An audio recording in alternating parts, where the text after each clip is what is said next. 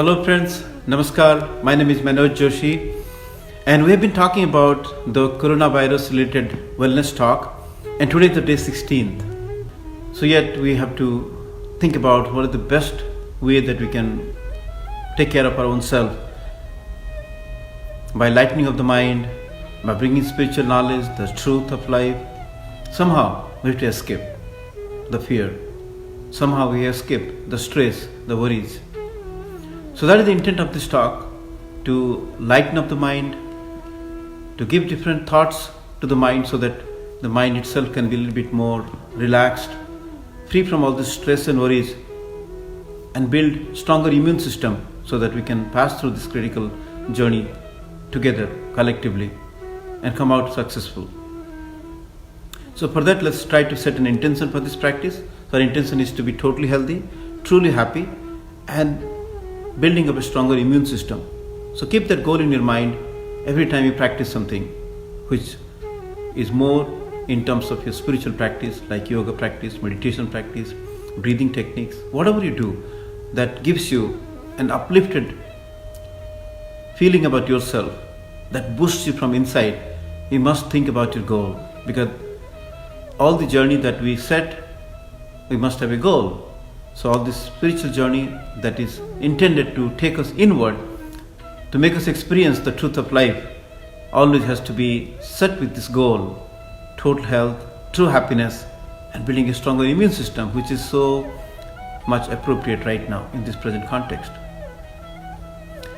And after this, we do a 5 Om chantings that has been a norm for this practice together, because we will download the cosmic energy. So both the hands up, keep your palms open, eyes closed, facing to the sky. In a state of complete surrender, let's chant 5 Oms. So even if you watch this video later, you can just chant on your own if you have the privacy, or you can just chant it in your mind. So breathe in.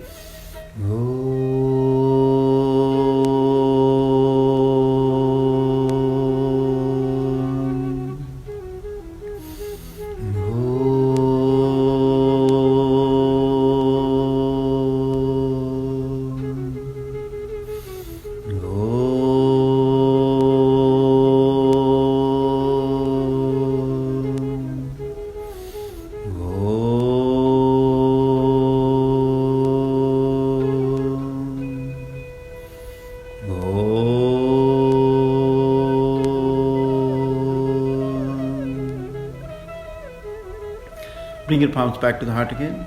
Namaskar Mudra. We'll start with the prayer. It's a yogic prayer that will intend to seek protections of our life.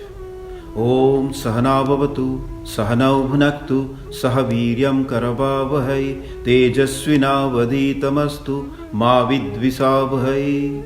Om Shanti, Shanti, Shanti. With the meaning of this prayer, may the universe protect us all. May the universe nourish us all. May this wellness talk be fruitful and enlightening. May there be no discord, no disharmony among each other. May there be peace. Oh, peace, peace, peace.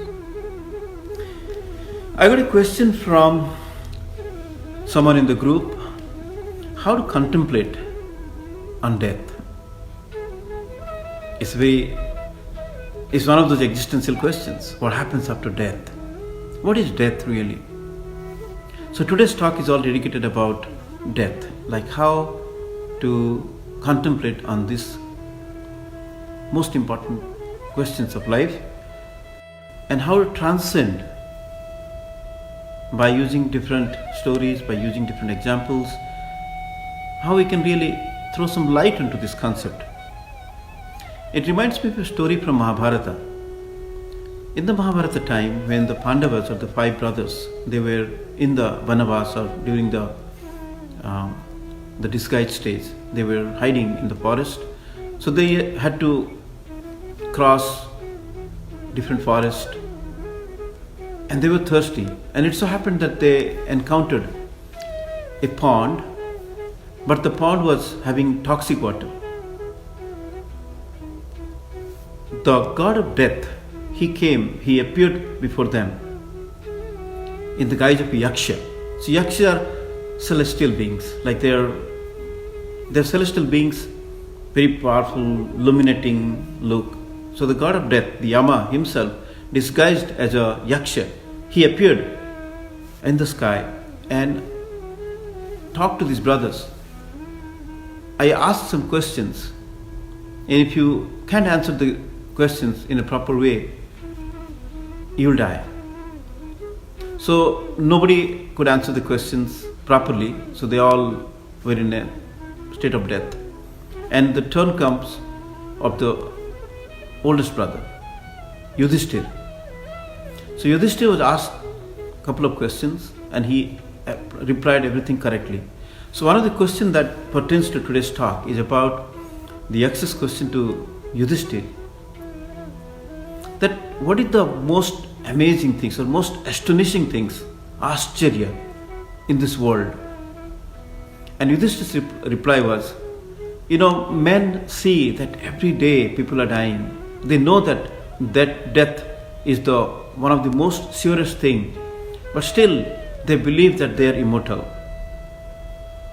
And that's the most astonishing thing in the world. So think about it. Every day in this world, more than 150,000 people are dying. 150 to 200,000 people are dying on different accounts.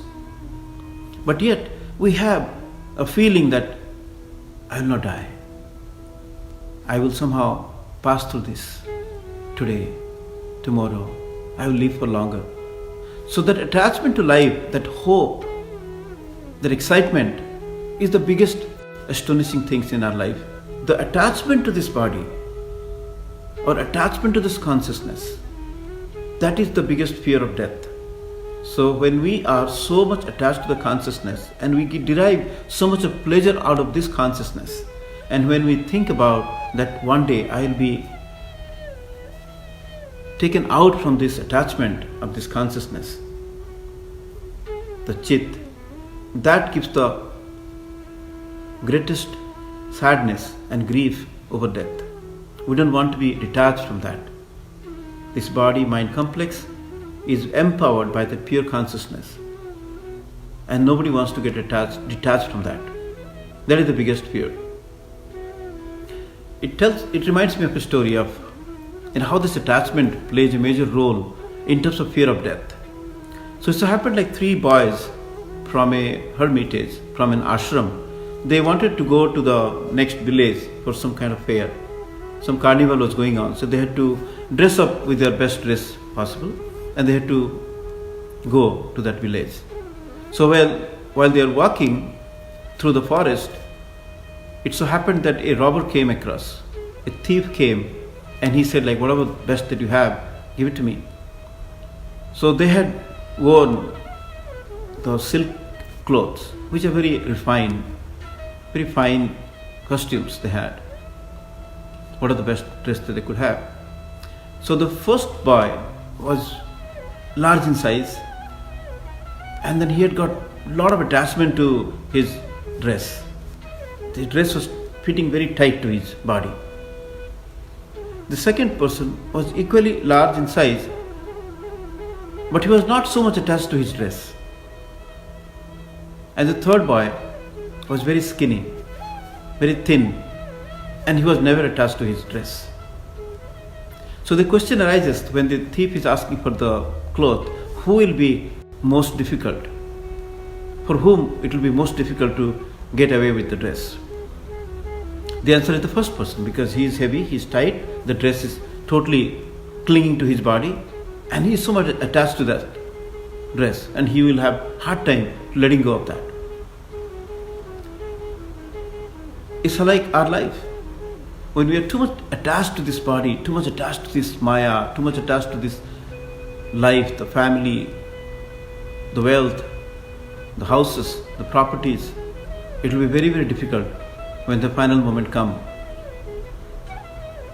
But the second boy in this example of this story, he is large in size because he's not too much attached to his body. That means he has learnt about something, he has listened to many stories of the spiritual scriptures. He understands that he is not this body, but he is not fully realized. He still is immature. He has still attachment, or he will have difficulties letting go, even though he has knowledge of death intellectually, but he is not fully realized yet. And the third boy in this example, who not only has spiritual knowledge, but he has also practiced the spirituality all his life, and he has understood the concept, he realized the concept. The spiritual knowledge has been duly assimilated into his personality so that he knows in and out what is the meaning of life. He has self-discovered himself, and for him it will be easier to let go of the dress. When he was 12 years old, he asked his mom, "Mom, who am I?" In Sanskrit, it translates as ko aham. Ka means who, aham means me or I. Who am I? And his mother couldn't answer the question. She said like, "No, son, I know the answer, but I cannot explain it to you. You have to learn it by yourself." Like certain things that we have to learn by ourselves. Even though we teach our children so many things, maybe it's not the time for them. They have not been able to understand or listen to it totally. They have to go through their own journey of life. So Shankaracharya stepped out of his house, and in those days there were not many conveyances and buses and trucks and trains and planes, so he had to walk barefoot from place to place. So it took him 12 years to move around different cities, different places, meet thousands of different people, goes to different educational institutions, have discussions, debates about life and death. And finally, after 12 long years of research, he comes back to his house, and then his mother asks him, "Son, did you find the answer to your question?" Then the son said, "Yes." His answer was Soham. So his question is Koham, who am I? I am that Brahman.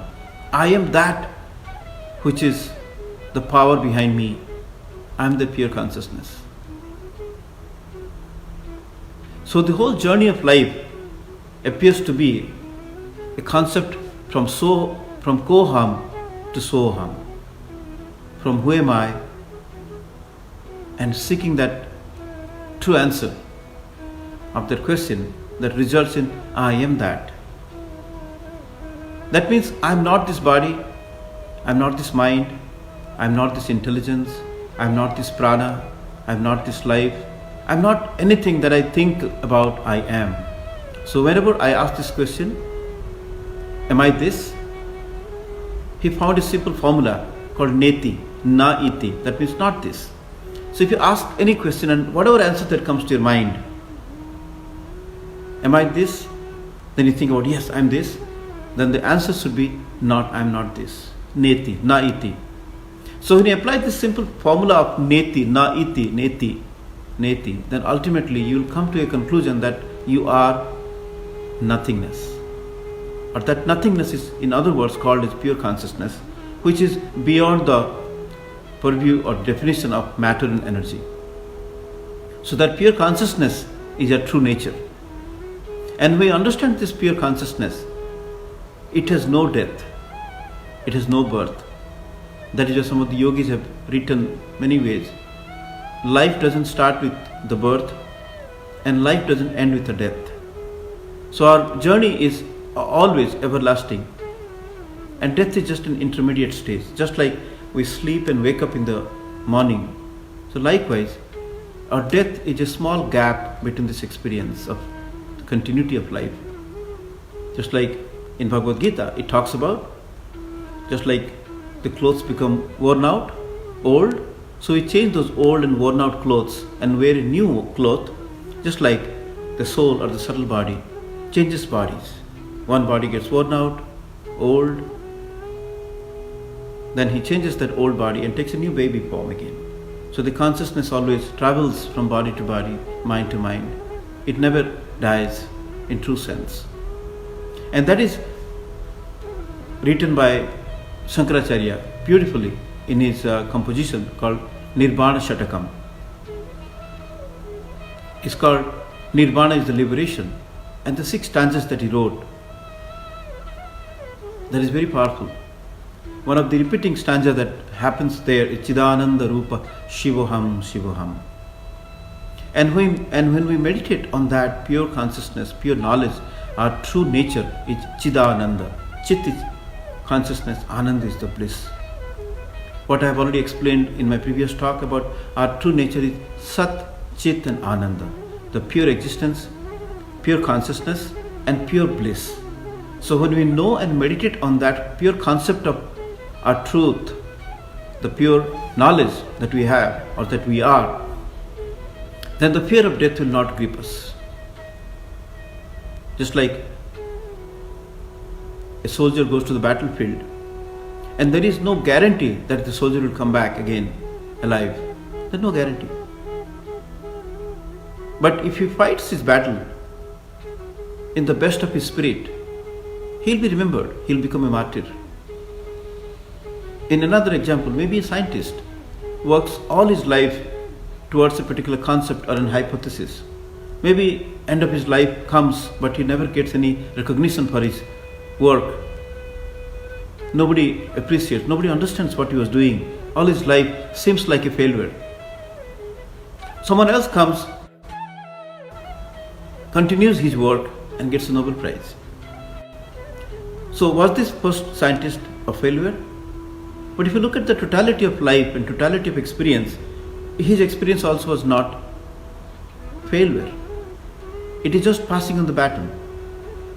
Like if you sow the seed in the backyard and then that seed becomes a beautiful plant in due course of time, it comes to bear fruits. So even though you are not there, someone else who is staying in the house will enjoy the fruit. And that has been the law of the nature all the time, isn't it? We have not come here for the first time to this planet. And before us, thousands of generations, or all our forefathers, ancestors have come here and prepared this land, prepared this world, built technology around us, built comfort around us, so we have been enjoying life. So life is a continuity of the human race. Life is a continuity of the life form. Life is a continuity of the nature. It's a refinement of the consciousness. That's why I keep coming here again and again, to realize that one truth, that Soham concept. Until we realize that, we keep coming. Just like you go to school, go to a class, but if we don't study it well, and when the exam comes and we don't write the answers properly, we do not get A grade or a B grade or a C grade, we get an F grade. That means we have to repeat that test again. That means if we cannot pass the test from that third grade or fourth grade, we remain there for one more year. We get detained until we pass the test. So likewise, our association with this body, this mind, this spirit is all there to understand this concept and to graduate from this life experience by pure knowledge.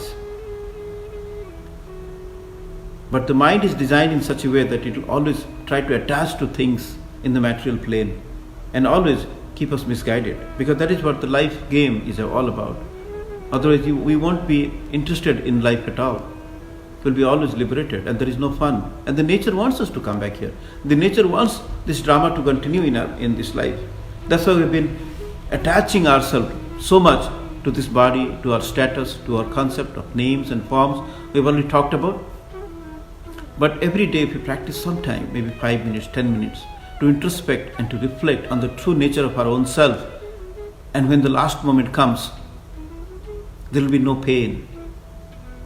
And that is what even in the modern time, the persons like Steve Jobs used to practice. He used to look at in the mirror and every day ask question, if today is the last day of my life, what am I about to do? Should I do the same thing? In fact, it reminds me of Steve Jobs' experience about death in his commencement speech in Stanford University. What he talked about is so meaningful in today's context when we are contemplating on the death. He writes, or he talks about, no one wants to die. Even people who want to go to heaven don't want to die to get there. And yet, death is the destination we all share. No one has ever escaped it. And that is as it should be. Because death is very likely the single best invention of life. It is life's change agent. It clears out the old to make way for the new. That is what life is all about. Life, as yoga talks about, is letting go. How to let go from the clutches of this material world and attach to the sublime knowledge that we are. So once we attach to the pure knowledge, we become very light. We don't have that heaviness of our body and mind. We don't have that heaviness of the goal. We believe that the way itself is good enough. When we contemplate on the goal of life, it can be very daunting. It can be very difficult. It can be very depressing. But when you enjoy the life itself by just living a life, then there is no pain, there is no suffering. So letting go of the worries and anxieties or the mystery of the future, letting go of the guilt, shame, pride of the past, and enjoying life here and now, that is called life. That's why, in a simple way, one of the teacher was explaining, past is like a history, future is like a mystery, and present is like a present, it's like a gift. Enjoy it. So once we learn this practice of mindfulness, once we learn this practice of true knowledge of what we call Chidananda Rupa, Shivoham, Shivoham, my true nature is that pure consciousness. I am sitting on the lap of Shiva. Shiva is pure consciousness. That means I am an immortal child of that pure consciousness. And when we learn that and practice that to an extent that it becomes a part and parcel of our life, then there is no fear of death. Because death is not the death of our myself. I never die. My life doesn't start with a birth, and my life doesn't end with a death. My life is a continuum of experience. The consciousness never dies. The beautiful example that yoga talks about is like an ocean. When you look at an ocean, there are different waves.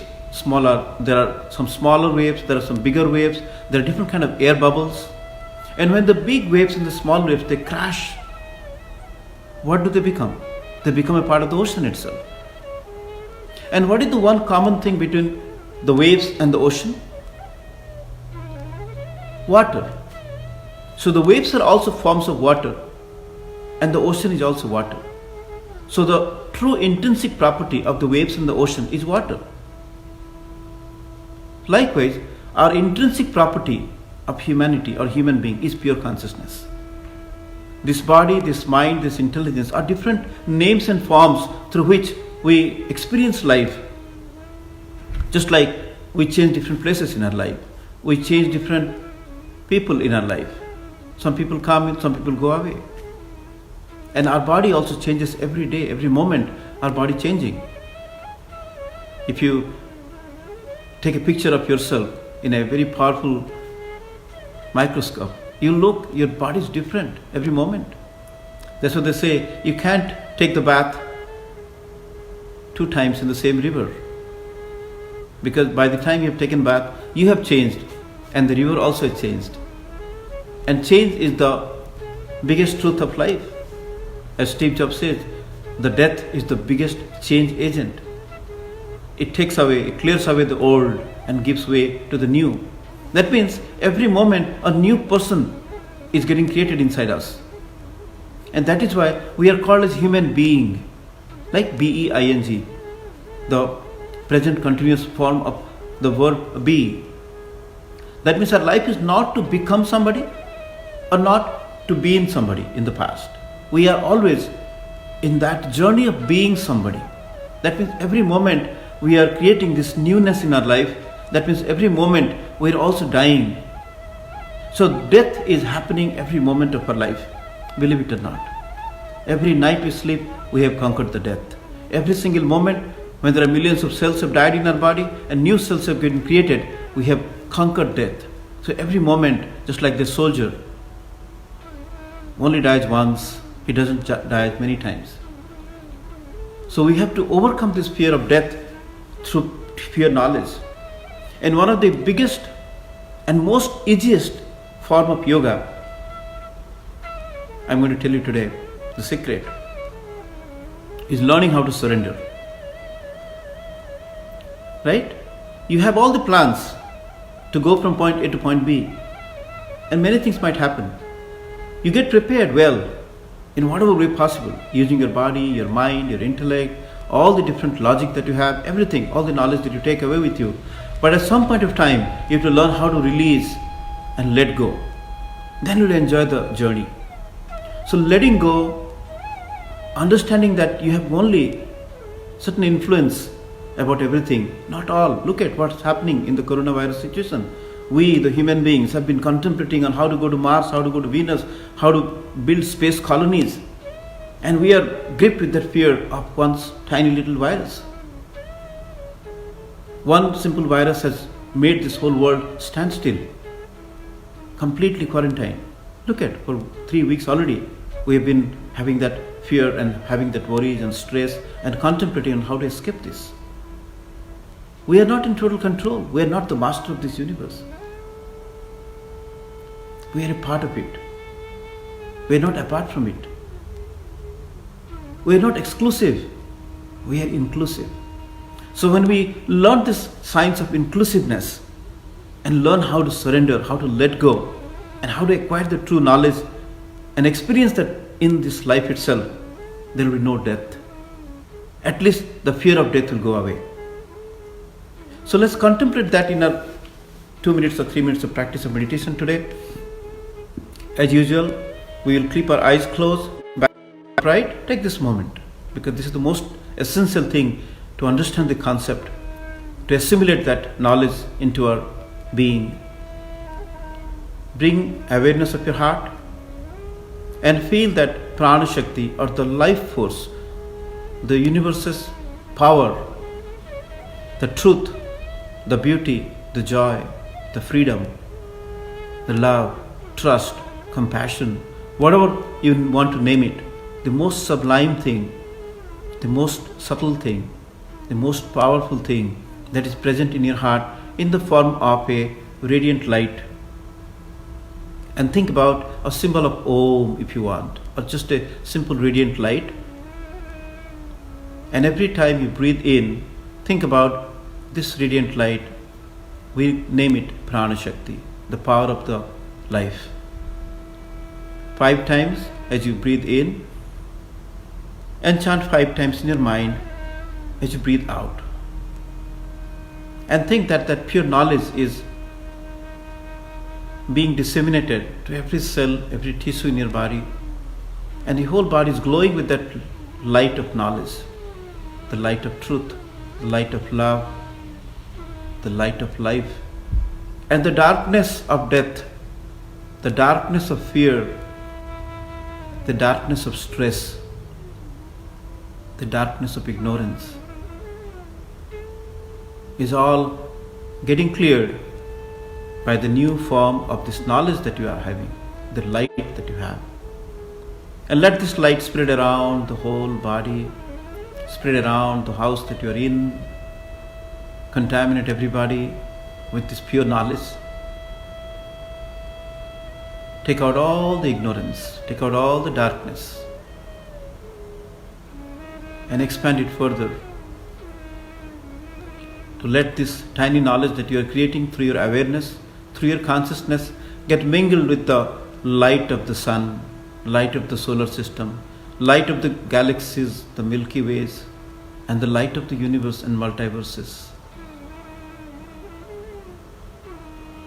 From a tiny photon cell in your body, trillions of those cells, and trillions such cells all around you, through billions of human beings, through trillions of life forms, and trillions of these universes and masses of light, all becoming one. And that is the supreme truth of that Brahman, that pure infinite intelligence which we are a part of. Just like a tiny drop of water from the ocean has the same property of the ocean itself. Likewise, we also exhibit the same property of the universe in this tiny body-mind complex.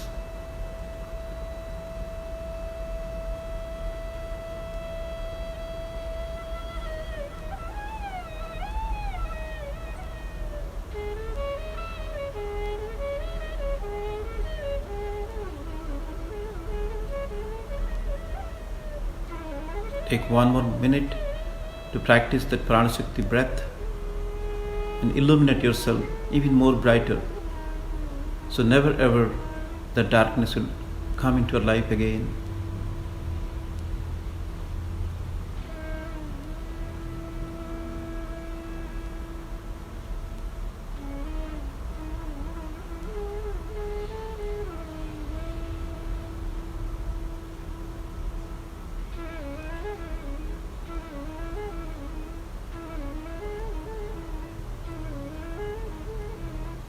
And slowly, gently bring that awareness of the song of joy, the song of life.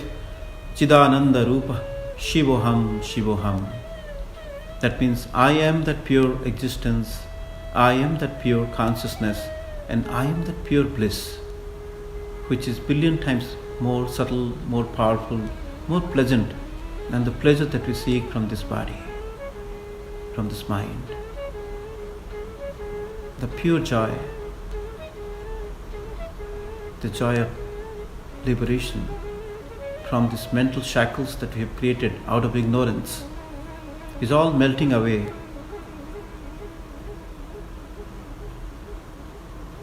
We are the true warriors of this life when we are encountering death every moment and we are living in a triumphant way like a soldier. Strong, stable, powerful, confident every moment with that radiant light in your heart. Chidananda Rupa Shivoham Shivoham. I am that pure consciousness. Amrutasya Santana, the child of that immortality.